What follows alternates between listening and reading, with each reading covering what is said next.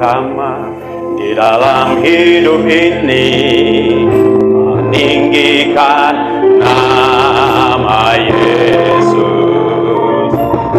Yang terutama di dalam hidup ini, muliakan namanya.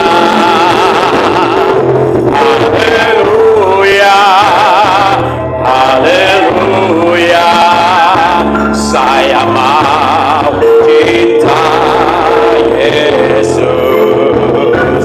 Haleluya, haleluya, saya sungguh cinta Yesus. Mari kita berdiri Bapak Ibu Saudaraku, menyambut firman Tuhan. Yang terutama di dalam hidup ini, meninggikan nama Yesus. Amin. Yang terutama di dalam hidup ini, memuliakan namanya. Haleluya, oh, haleluya, haleluya, saya mau cinta Yesus. Haleluya, haleluya, saya sungguh cinta Yesus. Saya sungguh cinta Yesus. Saya mau cinta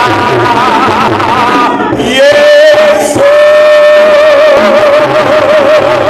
Haleluya.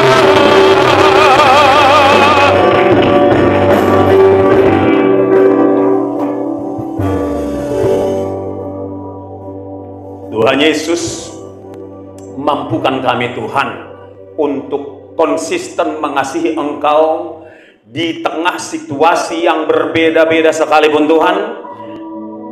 Hanya dengan mengandalkan kuat kuasa Roh Kudus kami bisa bertahan,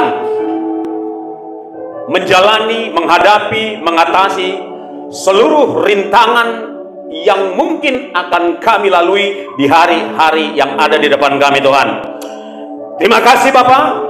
Saat ini kami serahkan mimbar ini, Roh Kudus, Engkau yang berdaulat sepenuhnya atas mimbar ini, atas kami anak-anakmu, atas kami hamba-hambamu. Mari Roh Kudus ambil alih dan biarlah Engkau yang berfirman, memakai mulut bibir hambamu ini Tuhan, sehingga kami sungguh-sungguh yang lemah dikuatkan, yang bimbang diteguhkan. Haleluya. Bahkan kalau ada yang sakit Tuhan, benar-benar disembuhkan secara permanen mulai hari ini dalam nama Yesus. Bahkan Tuhan, yang kami yang berkekurangan secara ekonomi, kami berkatakan di mimbar-Mu yang kudus ini, kami akan diberkati berlimpah berbeda dari hari-hari yang lalu Tuhan, sehingga kami hidup berkelimpahan, berkecukupan, sehingga kami bisa menjadi saluran berkat, sehingga hidup kami menjadi dampak bagi banyak orang. Pakai kami Tuhan, jangan biarkan kami hanya menikmati karunia menikmati, tetapi juga karunia memiliki, sehingga kami bisa Tuhan berdampak, bisa mendukung pekerjaan Tuhan, meneruskan pemberitaan Injil baik di internal gereja maupun keluar dari gedung-gedung gereja Bapak. Terima kasih Bapak, kami bersyukur Tuhan untuk kesehatan, untuk kekuatan, untuk semangat yang Tuhan berikan kepada setiap kami menembus hujan yang begitu deras cukup mengganggu, tetapi Engkau yang menghantarkan kami di tempat ini, sehingga kami bisa berbakti beribadah kepada Tuhan, dan kami bisa bersekutu sesama, serta akan menerima firman Tuhan, supaya kami pulang dari tempat ini kami berbeda Tuhan. Kekuatan baru menjadi milik kami, kapasitas baru menjadi milik kami, bahkan urapan baru Tuhan. Pelayanan kami semakin diperluas, kami akan semakin diperlengkapi oleh Pengurapan Tuhan juga diperlengkapi oleh firman Allah. Berfirman dengan berlimpah-limpah. Karena kami sudah siap menikmati, menerima, serta melakukannya di dalam nama Tuhan Yesus Kristus. Kita yang siap dengan penuh sukacita, kita sama-sama katakan amin. Tepuk tangan bagi Tuhan. Haleluya. Haleluya. Saya melihat ada 5.000 orang di depan saya. Haleluya. Jadi semangatnya, resonansi antara 5.000 orang dengan saya itu akan sangat berdampak dan impartasi. Haleluya. Ya, salam bagi kita semua. Shalom, selamat pagi ya, semangat pagi di siang hari ini. Haleluya, haleluya. Begitu saya sampai, datang Pak Romulus bilang, ya penuh tantangan sampai ke sini ya Pak. Kata saya bilang, itu belum apa-apanya itu Pak, masih recehnya itu. Saya bilang, mengingat tantangan-tantangan yang ada di hadapan kita hari-hari ini. Jadi ya, saya kira Tuhan pertama kali bersukacita melihat saudara yang sudah berusaha tiba di tempat ini menembus hujan. Saya nggak tahu siapa kloter pertama, apakah Pak Darwin, apakah Pak Arjon. Tentu selain keluarga gembala sidang di tempat ini, tapi saya tidak termasuk di kloter pertama. Haleluya. Ada semangat? Haleluya. Baiklah Bapak Ibu Saudara, kita langsung buka dari Matius 25 ya. Matius 25. Kita buka sama-sama saudaraku. Tentang 5 gadis yang bijaksana. Haleluya. Dan 5 gadis yang bodoh. Rabasyikat haraba. Haleluya. Waduh, saya belajar lagi melihat Alkitab kertas. Saya merasa kehilangan sedikit sukacita ketika tidak bisa lagi senantiasa pakai Alkitab kertas. Tapi kelihatannya nggak bisa. Saya minta Bapak Ibu Saudara membacakannya. Haleluya. Toh manian faktor urapan. Haleluya. Oke, mulai dari ayat 1 hingga ayat yang ke-20. Berapa nih yang terakhir perikopnya ini Pak Romulus? 13 ya. Oke, dengan semangat. Mungkin ini hidup nggak? Bisa seorang siapapun boleh di antara bapak-bapak hamba-hamba Tuhan melit kita membacakannya ayat demi ayat ya. Mari silakan Bapak pimpin kita. Gadis-gadis yang bijaksana dan gadis-gadis yang bodoh. Pada waktu itu hal kerajaan surga seumpama 10 gadis yang mengambil pelitanya dan pergi menyongsong mempelai laki-laki. 5 di antaranya bodoh dan 5 bijaksana. Gadis-gadis yang bodoh itu membawa pelitanya, tetapi tidak membawa minyak. Sedangkan gadis-gadis yang bijaksana itu membawa pelitanya dan juga minyak dalam buli-buli mereka.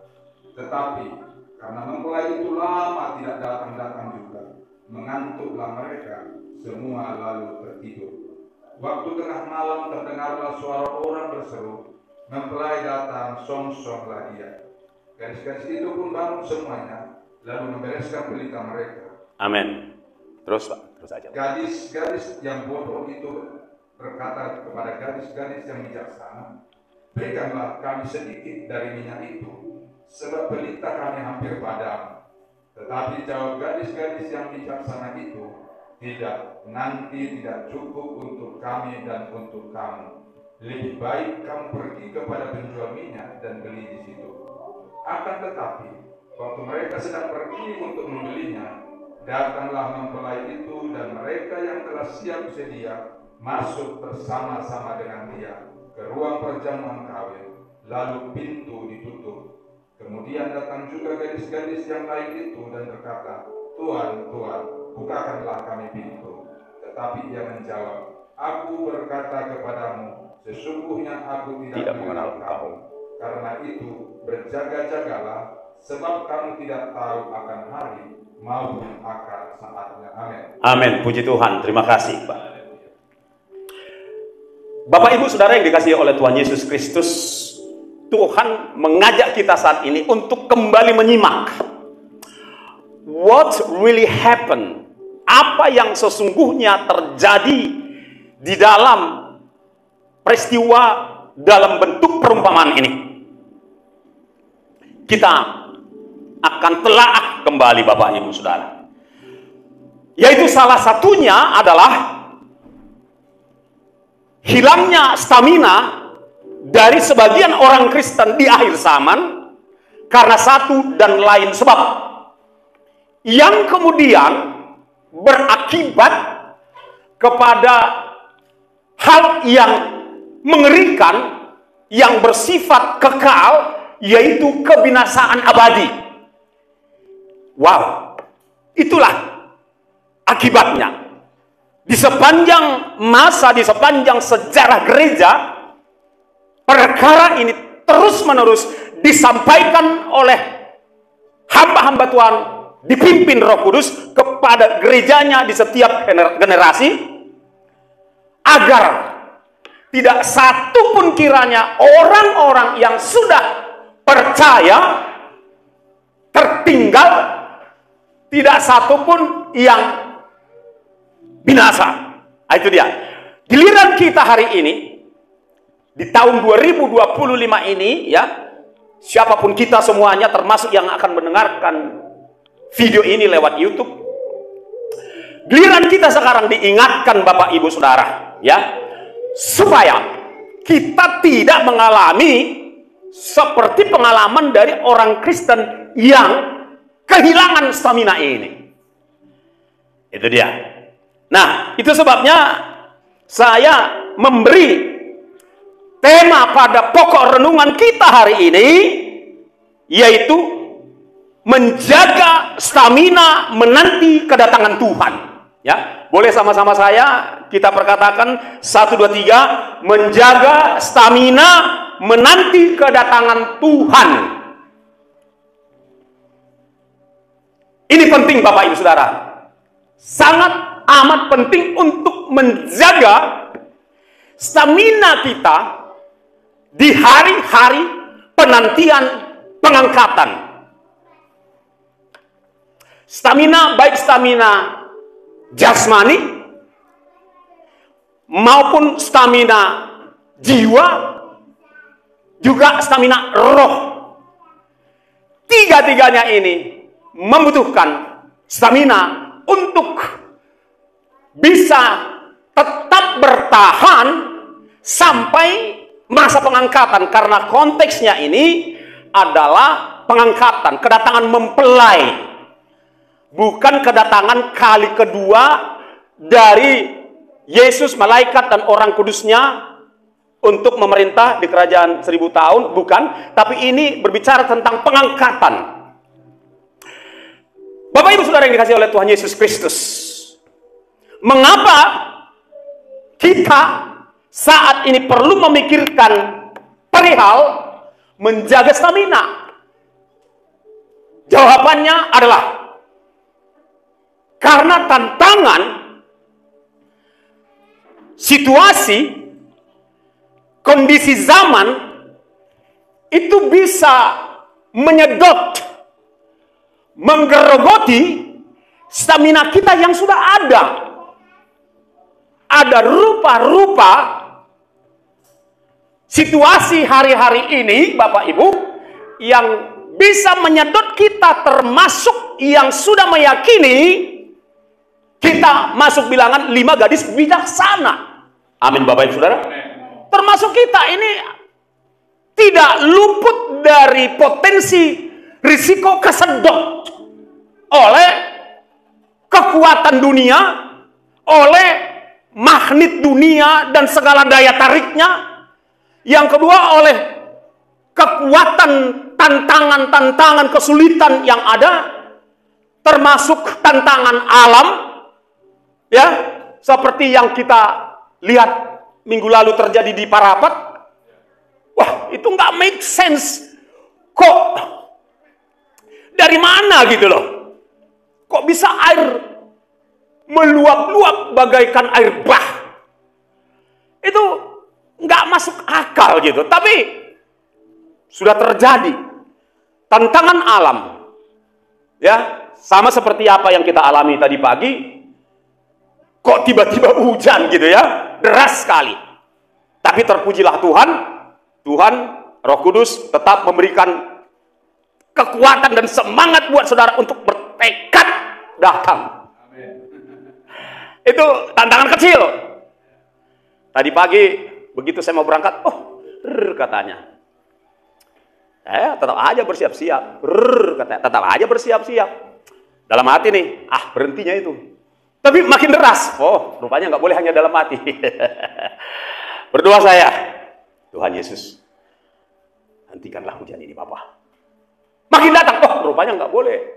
Setengah semangat ini berdoa ini. Saya ulang lagi doa saya.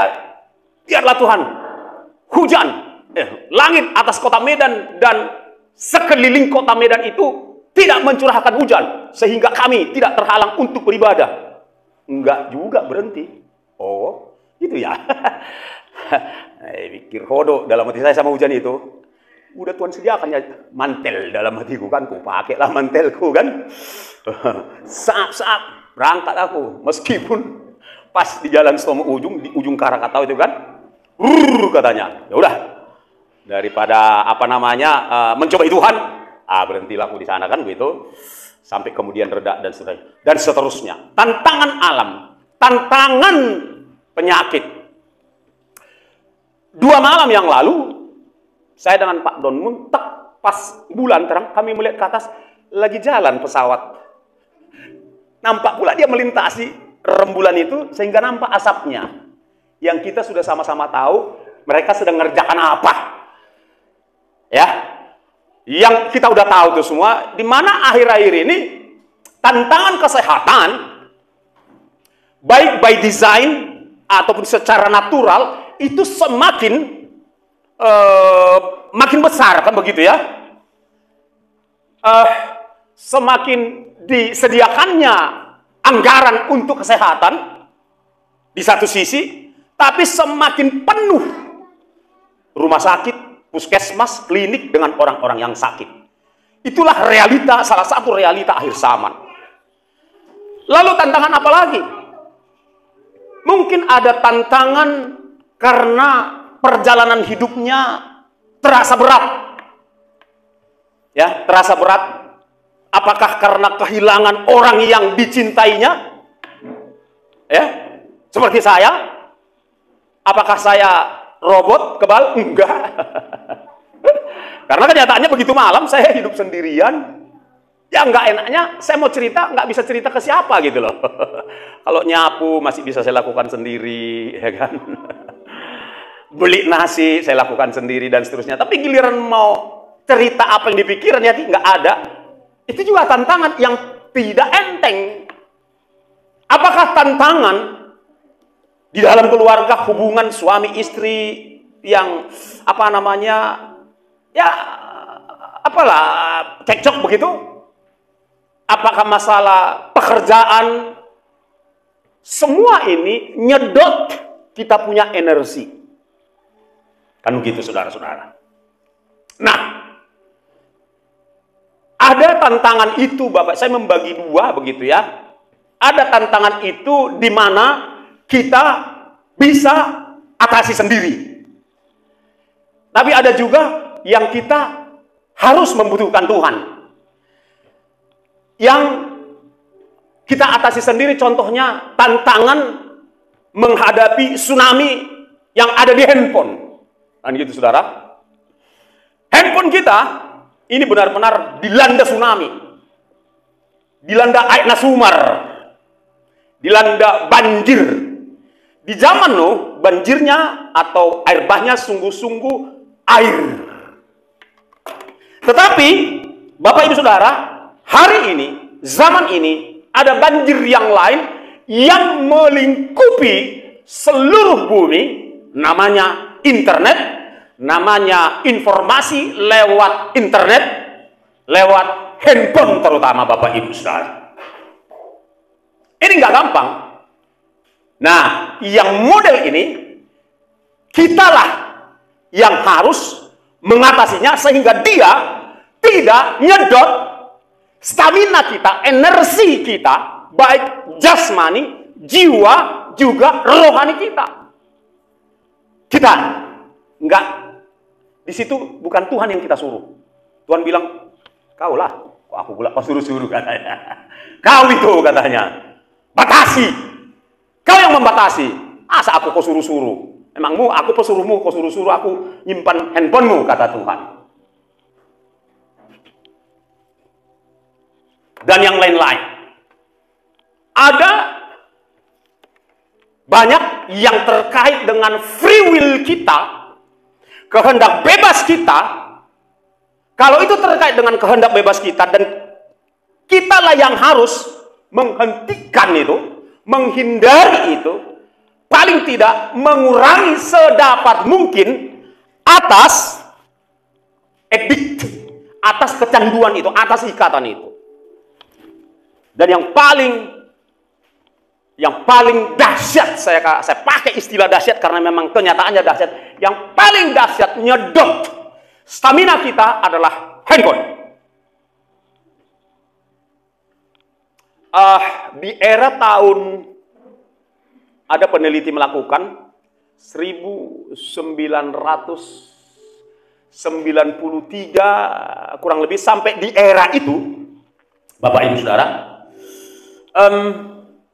orang Kristen katakan itu grafiknya ya itu nanjak terus dalam beribadah, kan begitu ya? Itu masih naik terus dia beribadah, grafiknya naik. Tapi begitu pasca 93, lebih tepatnya katakan begitu munculnya internet, maka apa yang terjadi? Ini tadinya kan naik, grafiknya naik, lalu kemudian secara perlahan dia turun, dan yang naik, yang menyalip dia adalah bertambahnya orang beralih kepada internet, handphone, dan seterusnya.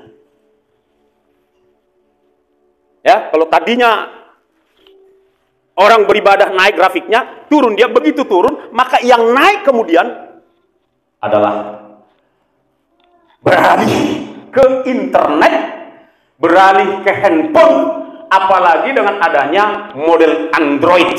Kalau di zaman handphone masih biasa, ya di situ grafiknya tidak terlalu menanjak, ya. Tetapi begitu ada Android, kita nggak menyalahkan itu, ya. Itu ibarat pisau di dapur kita gunakan motong cabai atau kepada memotong jari kita, contoh. Saya hanya ingin menolong kita melihat fakta, Bapak Ibu Saudara. Saya bilang tadi dahsyat, memang dahsyat. Saudara, saya nggak tahu berapa jam setiap hari, perharinya berapa jam saudara melihat handphone, dalam arti kata hanya melihat informasi, melihat produk, melihat ya tontonan, begitu. Saya nggak tahu berapa jam dan berapa menit saudara dengar khotbah di YouTube, di TikTok, dan yang lain. Saya nggak tahu, saudara yang tahu. Tapi ada peneliti yang mencoba membuat gambaran, Bapak Ibu Saudara. Atau kita buat sendiri gambarannya. Kalau saudara larut dengan handphone, menonton, ya, bukan karena mau dengar firman Tuhan, katakan 8 jam sampai 10 jam sehari, oke? Ya, 10 jam dikali 7 berapa? 70 jam. Oke. Hari Minggu kita ibadah cuma 2 jam. Sedangkan beribadah, berbakti kepada handphone 70 jam. Wow. Terbukti dahsyat kan? Itu baru kita buat 10 jam, sebenarnya lebih. Karena mulai dari jam, katakan mulai dari jam 5, banyak orang sudah membuka handphone, nonton, nggak doa, nggak penyeban, dan lain sebagainya. Sampai nanti jam 12. Jadi berapa jam? 12 jam sebetulnya paling tidak. Jadi saya kira membuat kalkulasinya itu 12 jam. Tapi anyway, ya kan? Itulah gambaran nyata perbandingan kita beribadah kepada Tuhan dengan kita beribadah kepada handphone. Ada seseorang di di YouTube menceritakan bahwa ada anak yang nangis-nangis minta dikasih pinjam handphone. Kan begitu. Begitu dikasih, nangis-nangis, merengek-rengek. Begitu dikasih handphone, dia teriak-teriak sukacita melihat handphone itu. Dan orang ngasih itu ngintip, rupanya semua dijelajahi. Semua jenis tontonan dijelajahi, sembari tersenyum-senyum. Giliran handphone itu diminta, dia pun teriak-teriak, berontak. Itu salah satu tantangan kita di hari-hari ini, Bapak Ibu Saudara. Kalau dikatakan tadi di ayat 5, minta tolong lagi siapapun yang sudah menemukannya. Apa dikatakan di sana? Ayat 5 tadi? Coba siapapun jadi. Ayat 5 ya, Pak. Ayat 5, tetapi karena mempelai itu lama, tetapi karena pengangkatan belum terjadi juga, amin. Mengantuklah mereka, kehilangan stamina lah banyak orang Kristen, lalu tertidur rohani.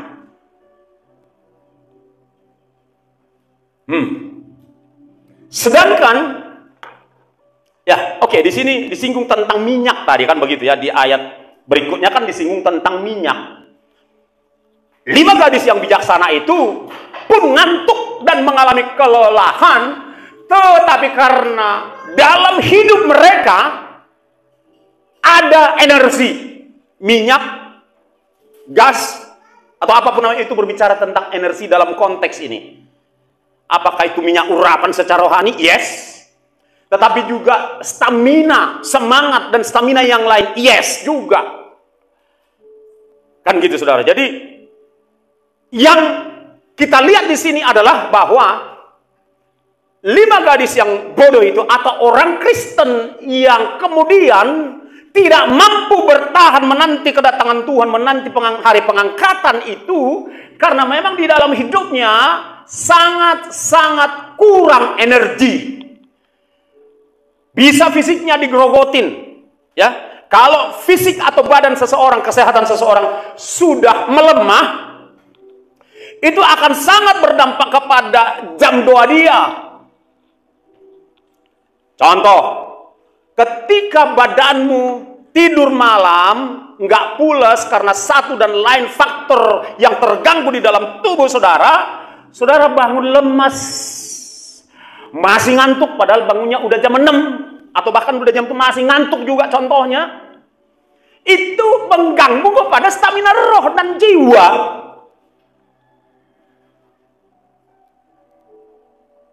Itu dia.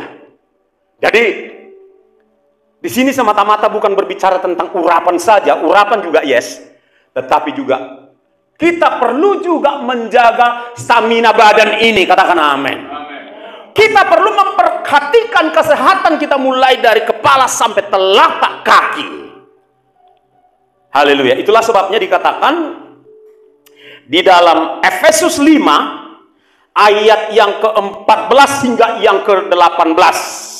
Efesus 5, minta tolong lagi siapapun boleh, Bapak yang sudah siap pun boleh. Efesus 5 ayat 14 ya, hingga yang ke-18. Yang sudah ketemu boleh. 5 ayat yang ke-14. Iya. Itulah sebabnya dikatakan bangunlah, hai kamu yang tidur. Itulah sebabnya dikatakan bangunlah, hai kamu yang tidur, ditimpa oleh tsunami dan air bah informasi hari-hari ini, yang ditimpa oleh keluhan-keluhan, yang ditimpa oleh kecanduan-kecanduan A, B, C, dan seterusnya. Bangkitlah dari antara orang mati. Bangkitlah dari antara orang mati rohani, mati pikiran, mati semangat. Terus Pak, Dan Kristus akan bercahaya atas. kalau kita bangkit, maka Kristus akan bercahaya. Dalam keseharian kita pun Bapak Ibu Saudara, saya mengalaminya. Ketika saya berusaha bangkit bangun dari tempat tidur saya dan berdoa menyembah Tuhan, apakah sendiri, apakah mengikuti sebuah Zoom ibadah pagi, tidur saya, bangun saya, maka saya merasakan Kristus bercahaya atas saya. energi Kristus, energi Roh Kudus penuh atas saya, sehingga saya yang walaupun kerap kali Bapak Ibu Saudara merasa lemah, capek, akhirnya bangkit dan bisa sepanjang hari bersemangat melakukan A, B, C dan seterusnya. Mohon diteruskan ya Pak. Karena itu, perhatikanlah dengan seksama bagaimana kamu hidup. Nah, mari Bapak Ibu Saudara perhatikan dengan seksama detail aktivitas engkau setiap hari. Terus Pak. Janganlah seperti orang bebal. Ya Pak. Tetapi seperti orang arif. Harus arif, harus bijaksana, jangan bebal, jangan apa ya? Bebal itu bodoh, terus cuek, apalagi bebal ini ya, nggak peduli, nggak mau tahu, apalagi yang bebal ini ya, mati rasa, apalagi ya, pesimis, apa? Itu ciri-ciri bebal itu, yang seperti itu, fenomena itu. Terus Pak.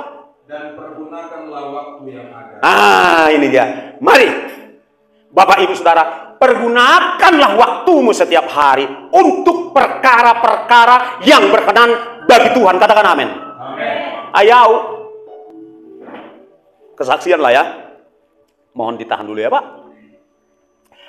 Asal disuruh Tuhan aku, kau melayani ke sana. Contoh misalnya kan, ada gereja di daerah Tembung sana, jemaatnya 11 orang. Waktu saya pergi ke sana, saya bilang, Tuhan, lihat Tuhan, ibarat rahasia kodong ngoluku. Melayani jemaat yang 11 orang. Jalan berbatu-batu.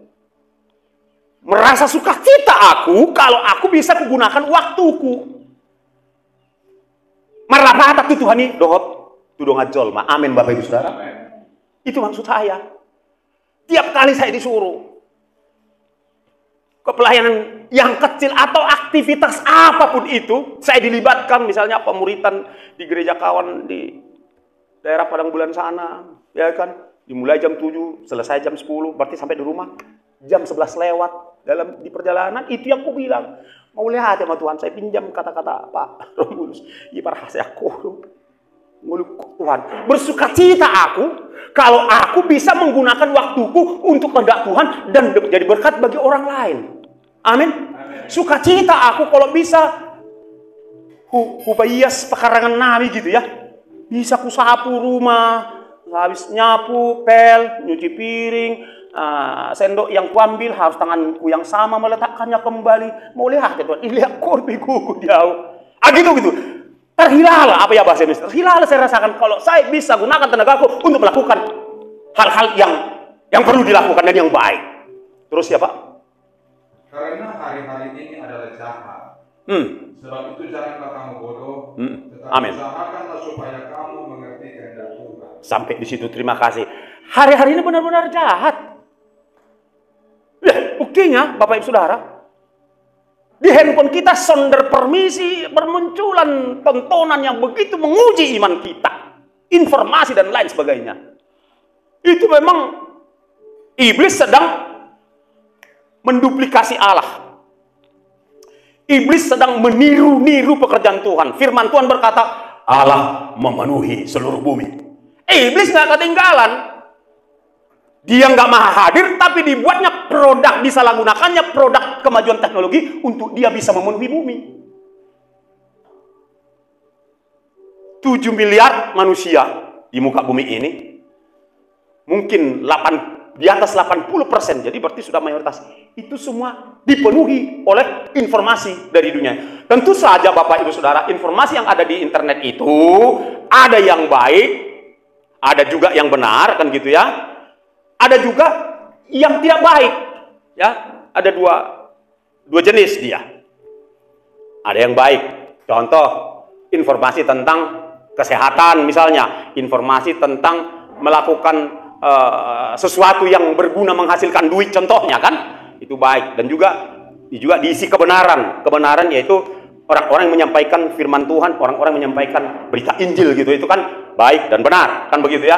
Tapi yang kita sedang bincangkan ini adalah yang tidak baik punya. Karena memang itu adalah penggenapan dari apa yang terjadi di pasal 3 Kejadian, yaitu bahwa Adam dan Hawa telah memakan buah terlarang, yaitu pengetahuan yang baik dan yang buruk itu. Penggenapannya hari ini, banjirlah dia.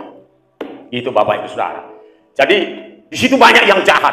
Bahkan kalau kita coba lakukan penelitian terhadap informasi yang ada di internet ini, mungkin lebih besar yang jahat daripada yang baiknya. Boleh diteruskan, Pak?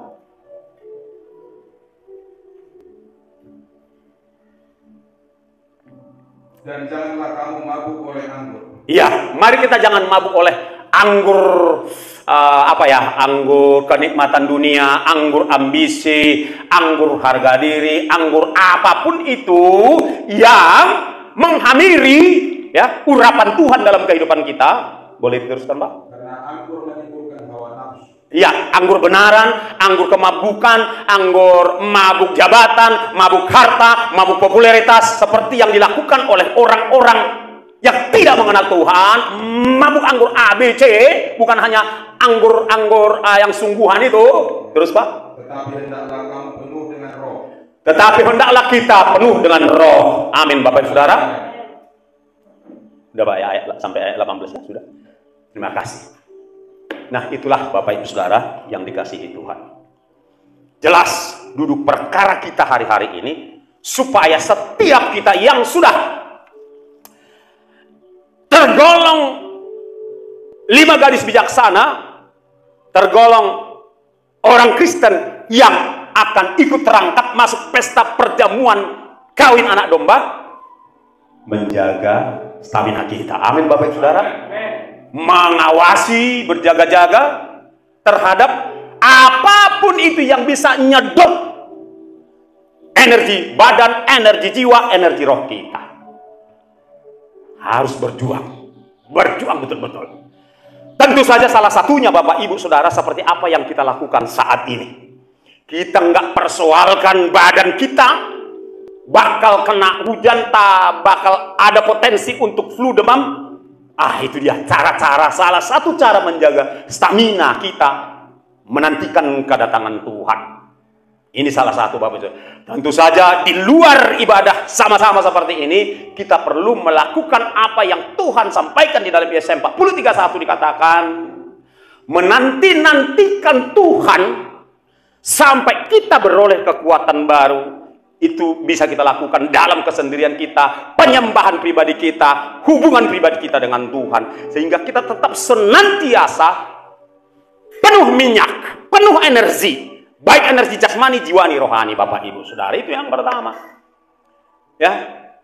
Yang kedua, Bapak Ibu Saudara, mari kita betul-betul cermati cara penggunaan uang kita. Ini juga penting, Bapak Ibu Saudara. Berhubung hari-hari ini semakin sulit, ya, semakin sulit menambah income untuk mengimbangi naiknya harga. Sebenarnya kebutuhan kita enggaknya nambah. Kebutuhan kita kan tetapnya seperti biasa, makan 3 kali sehari, kan begitu ya, bayar rekening listrik dan yang lain masih standar terus. Tetapi yang standar ini sulit terpenuhi karena harga naik. Jadi jenis kebutuhannya tetap, harganya naik, income menurun. Kan itu rumusnya, ya. Pengeluaran karena harga naik makin besar, sementara pemasukan makin sulit. Sehingga untuk memenuhi kebutuhan standar pun banyak orang sekarang semakin sulit. Oleh karena itu, kita perlu bijaksana seperti di dalam Efesus 5 tadi dikatakan bahwa kita perlu arif, ya, menjaga stamina badan, juga menjaga stamina uang, ekonomi. Artinya apa? Yuk kita gunakan uang kita untuk hal-hal yang perlu saja. Betul, ada mujizat Tuhan. Yes, ada mujizat.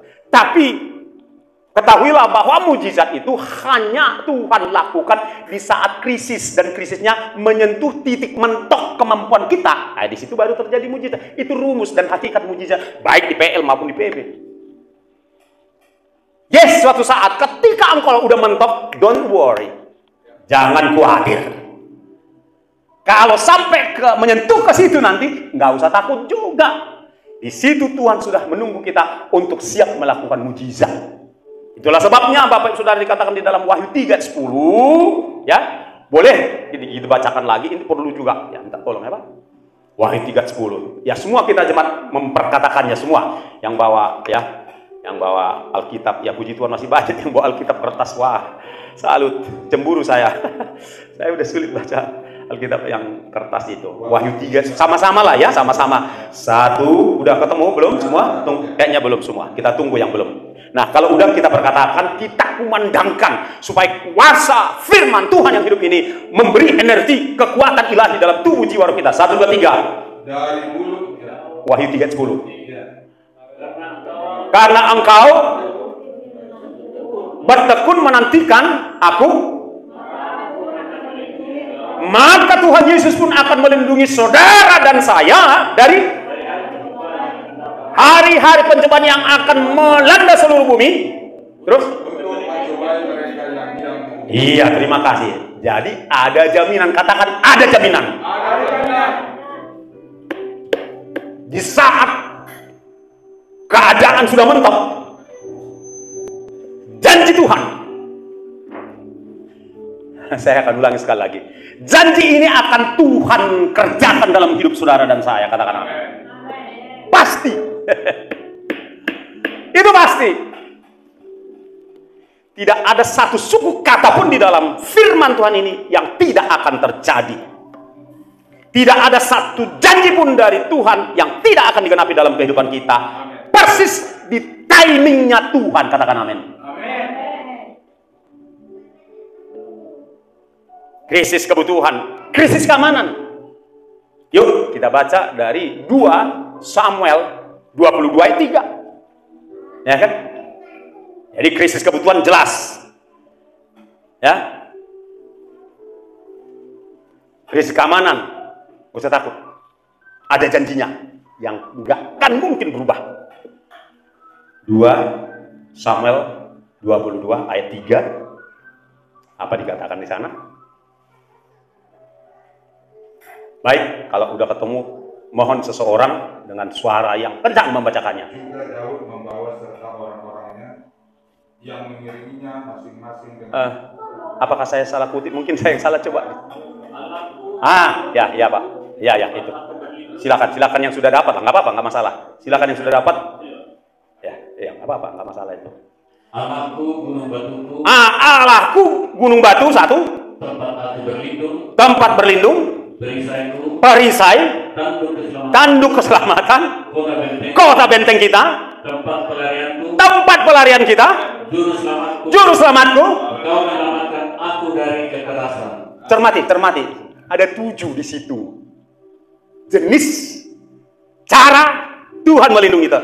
Ya kalau dihubungkan sih, ya nggak salah dihubungkan. Ada 7 hari, seminggu.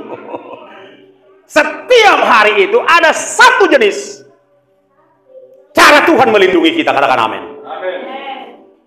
Salah satu yang paling menarik, semuanya menarik, tapi buat saya itu tadi yang ke-6 tempat pelarianku ya, ke-6 atau ke-5 itu. Nggak masalah posisinya di mana. Tapi itu bagi saya tempat pelarian. Jadi sederhananya begini. Kalau suatu saat kita dikejar-kejar oleh pasukan, pasukannya musuhnya Kristus, santai aja. Ya doa aja, biasa aja doa, penyembahan, ngundang hadirat Tuhan. Karena apa? Dia katakan tempat pelarian. Ketika kita ada di rumah, itu menjadi tempat pelarian, tempat perlindungan, perisai bagi kita. Karena di situ Tuhan Yesus hadir. Katakan amin. Ketika saudara diangkut, ketika saudara di ladang, ketika saudara sedang dikejar pun, di situ Tuhan hadir dan berdaulat sepenuhnya melindungi saudara dan saya. Katakan amin. Di rumah nanti saudara renungkan dari Mazmur 27. Ini berbicara hal yang sama di sana. Di salah satu ayat dikatakan, walaupun tentara berkemah mengepung aku. Terjadi apa enggak? Kalau terjadi pun ya Tuhan bilang pondok. Kita berlindung dalam pondok. Pondok berbicara tentang hadirat Tuhan. As long as you are in His presence, selama kita menjaga titik koordinat, menjaga sinyal hadirat Tuhan, kita terkonek dengan Tuhan. Karena hadirat Tuhan itu melingkupi seluruh bumi, melingkupi alam yang kelihatan, juga melingkupi alam yang tidak kelihatan. Allah hadir di sana, katakan amin. Totalitas dia hadir. Wow. Kebenaran yang tandas. Gak usah takut, amin. Gak usah takut soal itu. Pokoknya kita tetap tekun beribadah, berdoa, pujian penyembahan, dan kita tetap tekun bekerja, mengerjakan pekerjaan sehari-hari. Dan yang terutama tentu kita tetap bertekun giat memberitakan Injil. Amin. Bagian terakhir saya kemarin di ketika masuk dalam doa, diangkatlah pujian, berikan pada kami hati yang mengasihi, jiwa-jiwa yang belum mengenal kasih Bapa, dan seterusnya. Sementara itu kita naikkan, muncul satu pengertian di pikiran saya, mengapa kami orang Kristen kebanyakan, nggak semua, nggak tergerak hatinya atau tidak melakukan penginjilan. Jawabannya yang saya temukan kemarin adalah karena mata kita orang Kristen nggak ada belas kasihannya melihat jiwa-jiwa yang tak jelas itu. Itu dia. Kita lewatin aja. Di pasar, di mana, kita lewatin aja. Nggak pernah kita mulai percakapan. Kita hanya sebatas membangun stamina roh kita di dalam persekutuan ibadah seperti ini. Tetapi begitu kita keluar, ada di tengah-tengah masyarakat, mata kita tidak hadir belas kasihan di mata kita. Biarlah mulai hari ini mata kita, begitu melihat jiwa, melihat seseorang, terus langsung, amang teh, kasihan ya, binasa ya, kasihan sekali ya, binasa ya. Itulah yang mendorong kita untuk mulai percakapan dengan orang itu, serta menunggu momentum yang tepat untuk menyampaikan kabar baik. Amin. Teori sudah banyak kita pelajari, bahkan sekarang ini yayasannya Billy Graham datang gitu kan, mengajari orang menginjili. Bagus itu. Tetapi bukan orang Kristen tidak tahu, tapi tidak mau. Matanya udah nggak kasihan lihat jiwa-jiwa yang terhilang itu. Siapa aja jiwa yang terhilang itu? Ada di antara orang-orang yang ada di dalam gereja. Masih banyak yang terhilang di sana karena nggak jelas keselamatannya. Ada juga di luar gereja. Mari Bapak Ibu Saudara, tentu saja kita memiliki stamina, menjaga stamina kita. Tetapi kita juga, supaya apa kita menjaga stamina? Enggak hanya nunggu pasif, tetapi kita juga harus aktif untuk memberitakan kabar keselamatan yang dari Tuhan Yesus. Kiranya mulai hari ini engkau dan aku terus giat, haleluya, untuk mengajak orang bercakap-cakap supaya ada kesempatan mendoakan masalahnya. Dan ketika engkau berdoa, satu kata kau ucapkan itu sudah penginjilan. Ketika engkau berdoa dalam nama Tuhan Yesus, itu adalah penginjilan. Sesimpel itu, sesederhana itu. Tuhan Yesus memberkati. Kita bangkit berdiri.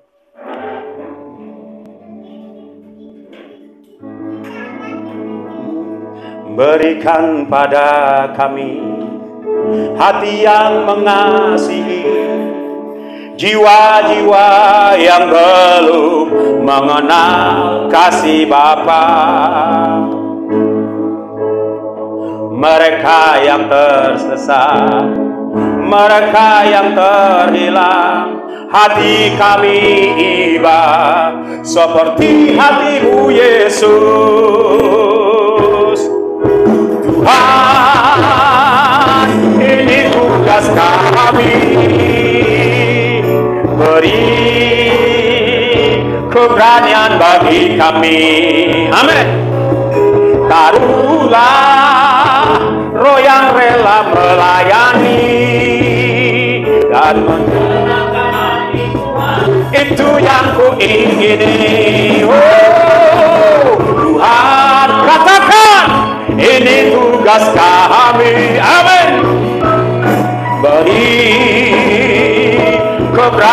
bagi kami. Taruhlah roh yang rela melayani dan menyenangkan hati Tuhan, itu yang ku ingin. Sekali lagi lebih sungguh-sungguh. Amin. Ini tugas kami, beri kemauan bagi kami. Taruhlah roh yang rela melayani dan menyenangkan hati Tuhan, itu yang ku ingini. Dan menyenangkan hati Tuhan, itu yang ku ingini.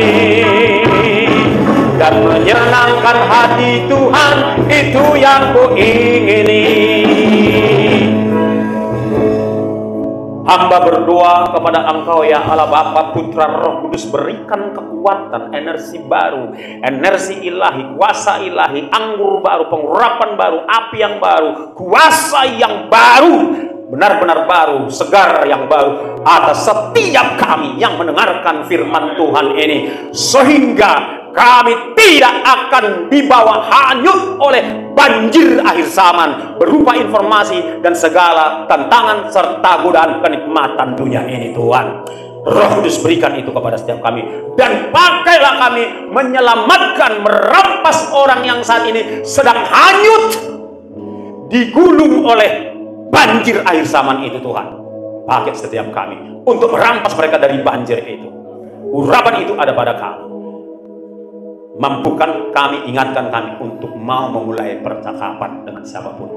Terima kasih, berkati kami semua, jasmani, rohani, ekonomi, rumah tangga, pelayanan, berkati kami semua, pendidikan Tuhan berkati. Di dalam nama Bapa, Putra, Kudus, dalam nama Tuhan Yesus, kami berdoa dan kami sudah menerima berkat-Mu. Yang setuju katakan amin. Baik, Tuhan Yesus berkati, silakan duduk.